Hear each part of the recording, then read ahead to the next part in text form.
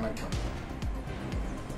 இன்றைக்கு தமிழகம் உறைந்து போயிருக்கிறது. இன்றைக்கு தமிழகம் சுடுகாடாக மாறியிருக்கிற ஒரு அவல நிலையை நாம் பார்க்கிற போது நெஞ்சை உறைய வைக்கின்ற கள்ளச்சாராய உயிர் வலி நம் கண்களிலே கண்ணீரை வரவழைத்து வற்றி போயிருக்கிறது. தமிழகத்திலே மிகப்பெரிய அதிர்வலையை ஏற்படுத்தியுள்ள இந்த கள்ளச்சாராய பணி எல்லோரும் கேட்கிற ஒரே கேள்வி, என்ன செய்து கொண்டிருக்கிறது இந்த அரசு? கடந்த ஆண்டிலே விழுப்புரம் மாவட்டம் மரக்காணத்திலே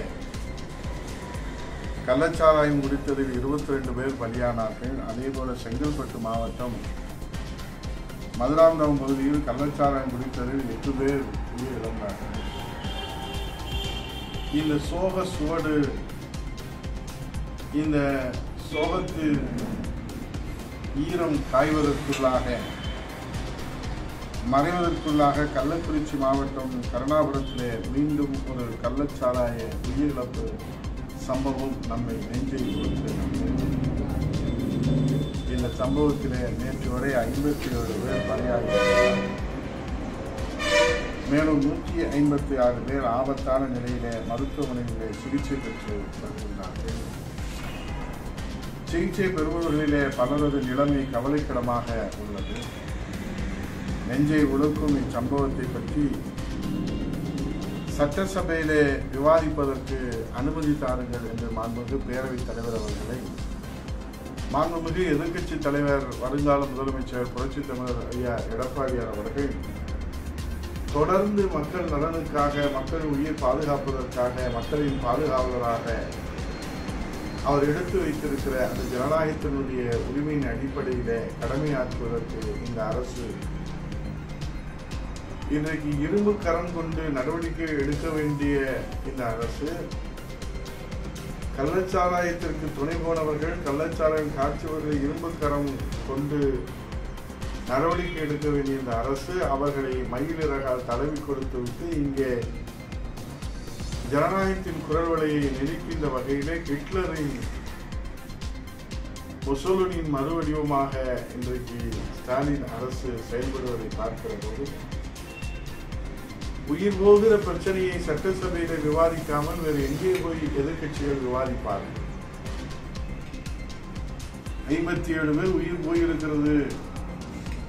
ஆகவே அவையிலே முக்கிய விவாதமாக இதை முன்வைத்து இந்த அரசினுடைய கவனத்திற்கு மாண்புமிகு எதிர்க்கட்சி தலைவர் களத்திலே முதல் நபராக நேரடியாக சென்று அந்த மக்களை சந்தித்து அவர் துயரங்களிலே பங்கு கொண்டு அவர்களுக்கு ஆறுதல் கூறி, உங்களுக்கு நாங்கள் உறுதுணையாக இருக்கிறோம் என்கிற அந்த நம்பிக்கை சுடரொளி ஏற்றி வைத்துவிட்டு இது குறித்து உரிய நிவாரணங்களையும் உரிய நடவடிக்கையும் போர்க்கால அடிப்படையிலே மேற்கொள்ள வேண்டும் என்கின்ற மக்கள் நலனின் மீதுள்ள அக்கறையின் காரணமாக மாண்புமிகு எதிர்க்கட்சி தலைவர் தொடர்ந்து அதை வலியுறுத்துகிறார்கள்.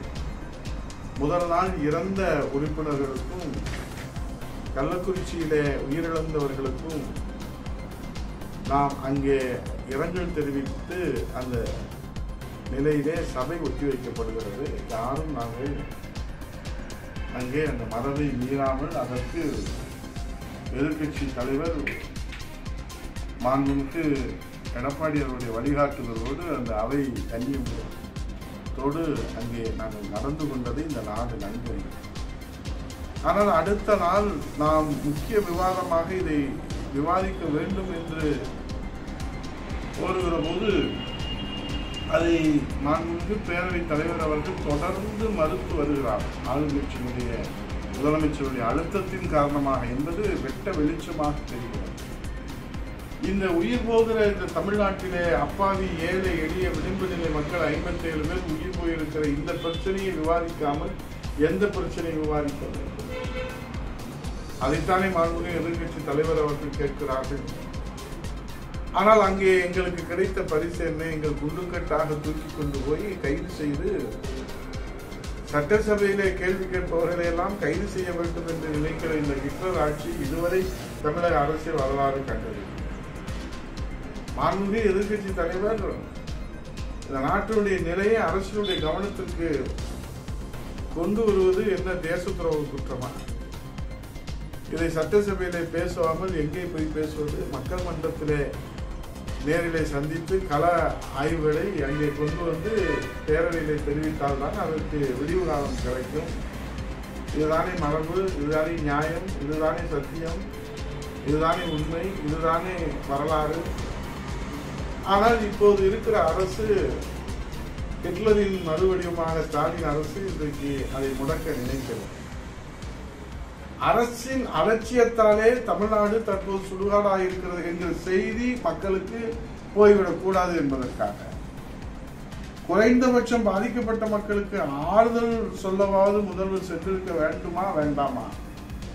இந்த செய்தி மக்களுக்கு சென்றடைய கூடாது என்பதற்காக திமுக ஆட்சியில் கள்ளச்சாராயம் ஆறாக ஓடுகிறது. கள்ளச்சாராயம் இல்லை, மெத்தனால் என்றெல்லாம் வார்த்தை விளையாட்டு அவர்கள் விளையாடுகிற போது உண்மையிலே கள்ளச்சாராயம் அது எந்த பெயராக இருந்தாலும் சரி, மக்களின் உயிரை பறித்திருக்கிற, அப்பாவி மக்களின் உயிரை பறித்திருக்கிற இந்த கள்ளச்சாராயத்தை கட்டுப்படுத்த வேண்டும், கட்டுப்படுத்த தவறி இருக்கிறது இந்த அரசு என்பதை மக்களுக்கு சென்று விடுமோ என்கிற ஐயத்தினாலே கடந்த ஆண்டு இதே போன்று செங்கல்பட்டு, விழுப்புரம் மாவட்டங்களிலே 23 பேர்கள் கள்ளச்சாராயத்தில் உயிரிழந்த பிறகாவது இந்த விடியா திமுக அரசு கள்ளச்சாராயத்தை ஒழிக்க ஏதேனும் நடவடிக்கை எடுத்திருக்கிறதா? அப்படி எடுத்திருந்தால் இந்த கள்ளக்குறிச்சியிலே இந்த சோகம் நிகழ்ந்திருக்காது என்கிற உண்மையை இந்த மக்கள் புரிந்து கொள்வார்களோ என்கிற அச்சத்தின் காரணமாக 3 ஆண்டு காலமாக கும்பகர்ண தூக்கத்திலே தூக்கி வழிந்து கொண்டிருக்கிற இந்த அரசு கடந்த ஆண்டு என்ன அறிக்கை கொடுத்தார்களோ அதே அறிக்கையினுடைய ஜெராக்ஸ் நகலாகத்தான் இப்போது கொடுக்கப்பட்டது. கடந்த ஆண்டு 23 பேர்கள் உயிரிழப்பின் போது என்ன அறிக்கை முதலமைச்சர் முத்துவேல் கருணாநிதி ஸ்டாலின் அவர்கள் கொடுத்தார்களோ அதனுடைய ஜெராக்ஸ் நகலாகத்தான் இப்போது வெளிவந்து இதனால் எந்த பலனும் இந்த மக்களுக்கு கிடைக்கவில்லை. ஆகவேதான் இன்றைக்கு மாண்புமிகு பேரவைத் தலைவர் அவர்கள் எங்களுக்கு எச்சரிக்கை விடுகிறார். எச்சரிக்கை விட வேண்டியது கள்ளச்சாராயம் காட்சி போகிறார், அதை தடுத்து நிறுத்த வேண்டும் என்று ஜனநாயக கடமை ஆற்றுகிற எங்களை எச்சரிக்கிறார். மரபை பற்றி மாண்புமிகு பேரவைத் தலைவர் அவர்கள் நினைவு கூற விரும்புகிறேன். 18/2/2017 அன்று அன்றைக்கு நீங்கள் சட்டப்பேரவையில் இல்லை. மாண்புமிகு பேரவைத் தலைவர் அவர்களாக அண்ணன் தனபால் அவர்கள் திமுக எதிர்கட்சியாக இருந்தபோது சட்டமன்ற உறுப்பினர்கள் படுத்திய பாடு, சட்டையை கிழித்து அவர் இருக்கைய அரியாசனத்தை உடைத்து எறிந்த அந்த வரலாறை நீங்கள் அன்றைக்கு சட்டசபையில இல்லாத காரணத்தினாலே மாண்புமிகு பேரவைத் தலைவர்களே நீங்கள் அறிந்திருக்க வாய்ப்பில்லை. ஆனால் செய்திகளிலே பார்த்திருப்பீர்கள். ஆனால் தமிழ்நாட்டு மக்கள் இன்னும் அதை மறக்கவில்லை. மரபுகளை மீறுவதிலும், மரபுகளை உடைத்தெறிவதிலும், தகர்த்தெறிவதிலும், மாண்பை தகர்த்தெறிவதிலும் திமுக கட்சிக்கு நிகர் திமுக கட்சி சட்டமன்ற உறுப்பினர்கள் என்பதை தமிழக வரலாறு. அம்மா அவர்களை பெண் உறுப்பினர் என்று கூட பார்க்காமல் அவமானப்படுத்துகிற போது மீண்டும் முதலமைச்சராகத்தான் இந்த சட்டசபைகளை வருவேன் என்று சபதமேற்று அதே போன்று முதலமைச்சராகவே இந்த தாய் தமிழ்நாட்டு மக்கள் புரட்சித் தலைவர் இதயதேவ அம்மா அவர்களை சட்டசபைக்கு அழைத்து வந்தார். புரட்சி தலைவர் மீது காலனி எதிர்த்த வரலாறு. ஆகவே மாண்பையும் சட்டசபையுடைய மாண்பையும் மரபையும் பற்றி திமுக கட்சிக்காரர்கள் பேசுவதற்கு அதற்கு முட்டுக்கட்டை கொடுக்கிற மாண்புமிகு பேரவைத் தலைவர்கள் இந்த வரலாறையெல்லாம் நீங்கள் நினைத்து பாருங்கள். ஆனால் எங்கள் மாண்புமிகு கழகத்தினுடைய நிரந்தர பொதுச் செயலாளர் புரட்சி தமிழர் வருங்கால முதலமைச்சர் ஐயா எடப்பாடி அவர்கள் கண்ணியம் குறையாமல் மாசு மறுவற்ற சொக்க தங்கங்களாக மக்கள் பிரதிநிதிகளாக மக்கள் துயர் துடைப்பதற்காக அரசியலுக்கு அப்பாற்பட்டு கருணை உள்ளத்தோடு மனித நேயத்தோடு மக்களினுடைய துயர் துடைக்க வேண்டும் என்கிற அந்த தூய உள்ளத்தோடு அவர் எடுத்து வைக்கின்ற அந்த கோரிக்கைகளை கருத்துக்களை கேட்பதற்கு கூட மனமில்லாத ஒரு இடியமின் அரசாகத்தான் இந்த அரசு இருக்கிறது. ஆகவே இன்றைக்கு இன்னும் அங்கே சிகிச்சை பெற்றுக் கொண்டிருக்கின்ற அந்த அப்பாவி மக்கள் பூர்ண நலம் பெற வேண்டும் என்ற பிரார்த்தனையோடு உயிரிழந்திருக்கிற அப்பாவி மக்களுடைய ஆன்மா சாந்தி அடைய வேண்டும் என்று அவர்களுக்கு இரங்கல் தெரிவித்துக் கொண்டு இனியும் இந்த அரசு தொடர்ந்தால் தமிழகம் சுடுகாடாக மாறிவிடும் என்ற நிலையை நாம் பார்க்கிறோம். ஆகவே இதில் உண்மை உலகறிய செய்ய வேண்டும் என்று சொன்னால் சிபிஐ விசாரணை உடனடியாக இதற்கு உத்தரவிட வேண்டும். இதை மறுக்கிற முத்துவேல் கருணாநிதி ஸ்டாலின் தலைமையிலான திமுக அரசு ராஜினாமா செய்ய வேண்டும் என்ற மக்களின் கோரிக்கையை செவிமடுத்து கேட்பாரா முதல்வர் அவர்கள்? ஏனென்றால் அவருடைய மனசாட்சி உறுத்துகிறது. அதனால்தான் அவர் ஆறுதல் சொல்லக்கூட செல்லவில்லை, அந்த மக்களை சந்திப்பதற்கும் செல்லவில்லை, அந்த மக்களுக்கு நிவாரணம் வழங்கவும் செல்லவில்லை. குற்றமுள்ளர் என்று குறுகுறுக்கிறார். ஆகவே மனசாட்சி உறுத்துகிறதோ என்ற நிலையை நாம் பார்க்கிறோம். ஆகவே கண்கெட்ட பிறகு சூரிய நமஸ்காரம் என்று சொல்வார்கள். 57 பேர் இறந்து போய பிறகு அதிகாரிகளை மாற்றுகிறார்கள். எப்படிப்பட்ட அதிகாரிகள்? இந்த குற்ற செயலுக்கு முட்டுக் கொடுக்கிற அதிகாரிகள். கள்ளச்சாராயத்தால் இறந்து விட்டார்கள் என்று குடும்ப உறுப்பினர்கள் கண்ணீரோடு கம்பளையோடு கதறுகிற போது வயிற்று வலியால் இறந்து போனார்கள் என்று முட்டுக் கொடுக்கிற மாவட்ட ஆட்சித்தலைவரை இதுவரை தமிழ்நாடு கண்டதில்லை. அப்படிப்பட்ட மாவட்ட ஆட்சித்தலைவரை காப்பாற்றுவதற்கு இடமாற்றம் செய்திருக்கிறார். ஆகவே 57 உயிர் போனதற்கு பிறகுதான் அதிகாரிகள் இடமாற்றம் கூட செய்வதற்கு இந்த அரசு முன் வந்திருக்கிறார்.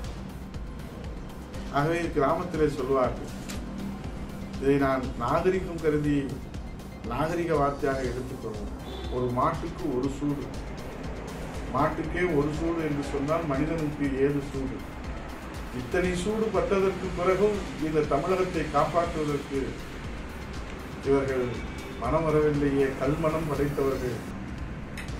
ஆகவே இதற்கு ஒரே தீர்வு, ஸ்டாலின் அரசு ராஜினாமா செய்ய வேண்டும் என்ற மக்களின் கோரிக்கைக்கு செவிசாய்ப்பாரா முத்துவேல் கருணாநிதி ஸ்டாலின்?